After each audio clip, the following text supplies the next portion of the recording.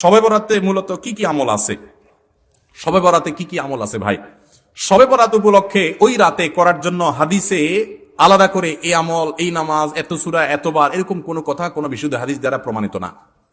কিন্তু আমরা অনেকে মনে করি শবে বরাতের নামাজ এত রাকাত, প্রথম রাকাতে অমুক সূরা এতবার, দ্বিতীয় রাকাতে তমুক সূরা অতবার, এরকম একটা গদবাদা সিস্টেম আমরা অনেকে বানাই নিছি না? এগুলোর কথা কোনো হাদিস দ্বারা কিন্তু প্রমাণিত না। হাদিসের নামে, ইসলামের নাম মন গড়া কিছু করলে সেটা কিন্তু জায়েজ হবে না।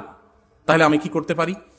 মধ্য শাবানের রাত, যেটাকে আমরা শবে বরাত বলি, এই রাতে আল্লাহ তাআলা বান্দাদেরকে সাধারণ ক্ষমা ঘোষণা করেন। এই রাতে একেবারে কোনো মর্যাদা নাই, ব্যাপারটা সেরকম না। মর্যাদা হলো যে আল্লাহ তাআলা বান্দাদেরকে সাধারণ ক্ষমা ঘোষণা করেন। তবে যার ভিতরে অন্যের প্রতি হিংসা আছে, শত্রুতা আছে, তাকে আল্লাহ মাফ করেন না।